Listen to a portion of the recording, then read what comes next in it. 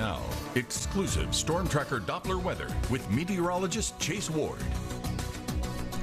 Cloud cover has started to settle in and will be mostly cloudy and breezy throughout the remainder of this morning. We're not tracking any rainfall on Doppler radar at 8:40 now, but we are tracking severe storms making its way across the central plains in eastern Oklahoma now, following our frontal boundary, which is expected to be reaching into the ArkLaMiss later on this evening, where we are expecting chances for severe weather.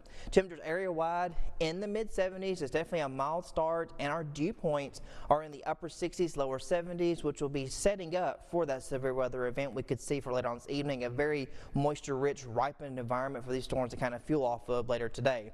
Winds continue out of the south, and all that's doing is just allowing for good, warm, moist air to keep flowing in. We've had some wind gusts as high as 25 to 30, even near 35 miles per hour along the Mississippi River Valley. So we do have wind advisories that have been issued, which does now include most of the ArkLaMiss, which will run through at least midnight tonight.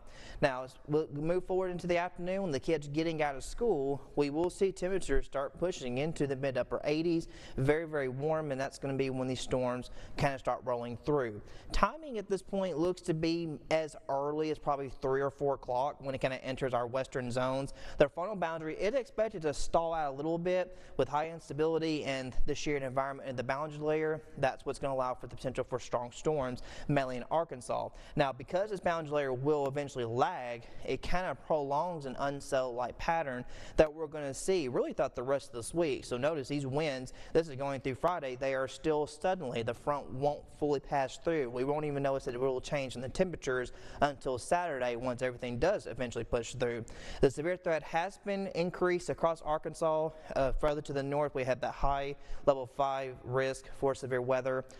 Main thing is going to be the high winds, hail. Few strong tornadoes are possible in Arkansas, and also we still continue a severe weather threat, more hail and wind for tomorrow, but today is where we kind of have that greatest expectation to see pretty much all modes of severe weather, and that does now also include flash flooding, which we could see rainfall totals pushing 2.5 to 3 inches, probably going to be seeing totals higher than that before the week is even out.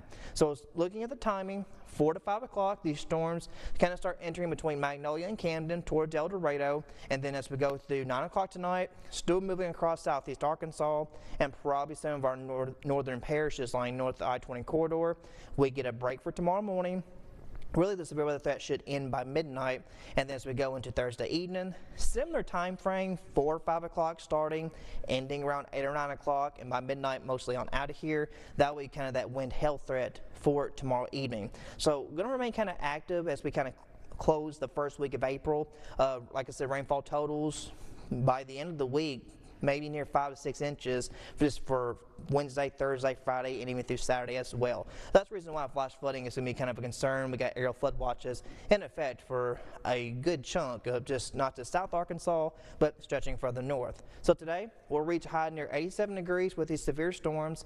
Tonight, we're going to fall to the lower 70s. Severe threat will linger, but should be done by midnight. And as we go into tomorrow, similar situation, but again, wind, hail will be the primary threats. A spin up cannot necessarily be ruled out, but confidence not as high for Thursday. And then Saturday, another threat. Once again, temperatures will eventually cool down. Something to look forward to. Mostly pleasant next week. Sunshine returns. Temperatures in the upper 60s and lower 70s for daytime highs.